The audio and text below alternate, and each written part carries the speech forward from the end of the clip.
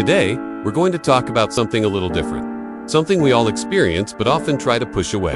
Sadness. We live in a world that constantly tells us to be happy, to chase positivity, and to avoid negative feelings at all costs. But what if I told you that sadness isn't the enemy? What if embracing it, just for a little while, could actually be good for you? It sounds counterintuitive, I know. But stick with me, because today we're exploring the surprising strength we can find in our moments of sorrow. Let us start with a basic idea. Embracing sadness can lead to a much deeper understanding of our own emotions. Think about it. When you get a cut, you don't ignore it. You clean it, you put a bandage on it, you acknowledge the pain.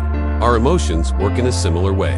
When we feel sad, our mind is signaling that something needs attention. By pushing that sadness away, by telling ourselves to just cheer up, we're essentially ignoring a warning light on our emotional dashboard. We're missing an opportunity to understand what's truly bothering us. Is it a disappointment? A loss? A feeling of being disconnected? When we allow ourselves to sit with sadness, we give ourselves the space to ask these questions. It's in these quiet, reflective moments that we can really get to know ourselves.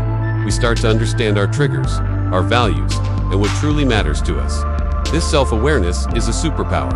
It helps us navigate future challenges with more wisdom and compassion for ourselves. So instead of running from sadness, what if we saw it as a guide, leading us toward a more profound emotional intelligence? Now this leads us to our next point, acknowledging pain as a natural and essential part of life. Life is a beautiful, messy, incredible journey, but it's not always a smooth ride. There are peaks of joy and valleys of sorrow. Society often paints a picture where the goal is to live only on the peaks, to have a life free of pain. But that's just not realistic, and frankly, it sets us up for failure. Pain is unavoidable. We lose people we love, we face setbacks, we get our hearts broken. Denying this reality only makes the pain worse when it inevitably arrives. It adds a layer of shame or guilt, making us feel like we're doing something wrong by feeling bad. But when we accept that pain is part of the human experience, something amazing happens. The pressure lifts, we stop fighting a battle we can't win and start learning how to heal. Healing doesn't mean the pain disappears forever. It means learning to carry it. It means integrating the experience into our story and moving forward. Not in spite of the pain, but with the wisdom it has given us. Acknowledging pain normalizes it, and that simple act of acceptance is the very first step toward genuine, long-term healing. One of the toughest parts of feeling sad is the feeling of being completely alone in it. When you're in that dark cloud, it can feel like you're the only person in the world who has ever felt this way. Your social media feed is full of happy faces, and it seems like everyone else has it all figured out. This is where the power of shared experience comes in. The truth is, you are not alone. Not even close. Every single person on this planet has felt sadness, heartbreak, and despair. When we open up and share our struggles, we break down those walls of isolation. Finding comfort in knowing that others have walked a similar path is incredibly validating. It could be talking to a trusted friend, joining a support group, or even just reading a book or watching a movie where a character is going through something you can relate to. Suddenly, your personal pain becomes part of a universal human story. This connection creates a powerful sense of belonging. It reminds us that we are part of a community, a tribe, and that we can lean on each other for support. Sharing our vulnerability doesn't make us weak. It makes us relatable and builds bridges of empathy. It's a reminder that we're all in this together. Have you ever noticed how some of the most moving art, music, and literature comes from a place of deep emotion? Sadness has a unique ability to inspire incredible creativity and introspection. When we're happy and things are going well, we're often looking outward, engaging with the world. But when sadness hits, it often turns our focus inward. This introspective state is a fertile ground for creativity. For a musician, it might be the catalyst for a hauntingly beautiful melody. For a writer, it might spark a poem or a story that captures a profound truth about the human condition. For a painter, it might translate into colors and shapes that express what words cannot. You don't have to be a professional artist to tap into this. Journaling, for example, is a powerful way to process sadness. Writing down your thoughts and feelings without judgment can bring clarity and perspective. It's like having a conversation with yourself. Even just listening to melancholic music can be incredibly cathartic. It lets us feel our emotions in a safe and structured way.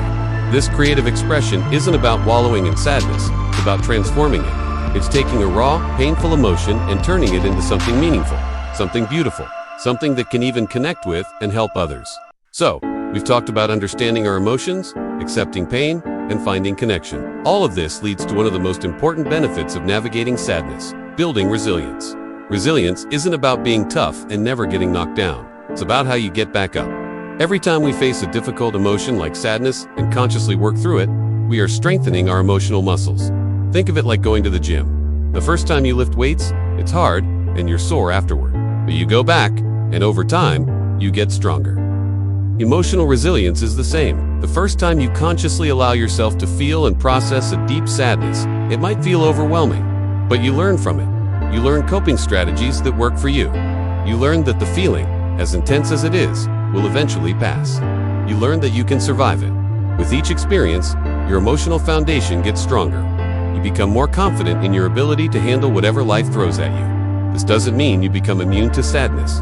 It means you stop being afraid of it. You know that you have the tools and the strength to navigate the storm and come out the other side. Perhaps a little weathered, but definitely wiser and more resilient than before. Finally, let's talk about a practical tool that can help with all of this: mindfulness.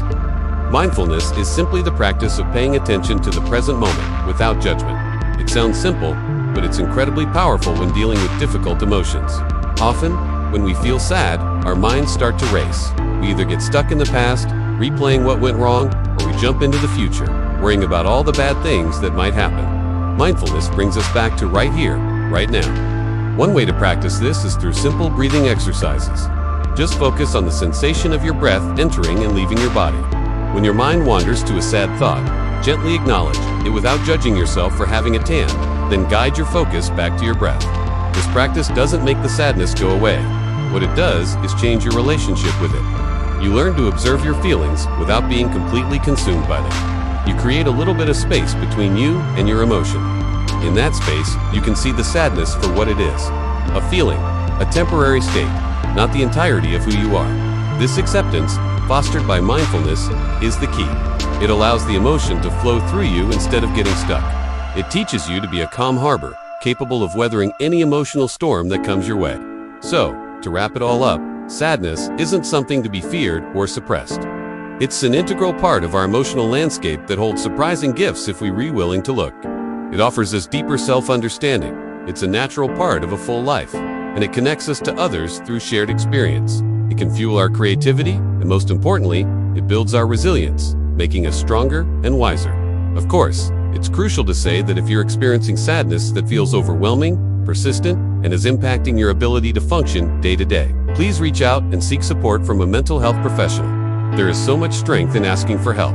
But for the everyday sorrows, the moments of disappointment and grief that are part of being human, maybe we can try a new approach. Maybe we can welcome sadness in, listen to what it has to teach us, and trust that we have the strength to move through it. Thank you so much for joining me for this conversation today. I hope it gave you a new perspective. What are your thoughts on this? Let me know in the comments below. And if you found this video helpful, please give it a thumbs up and subscribe for more content like this. Take care, and I'll see you in the next one.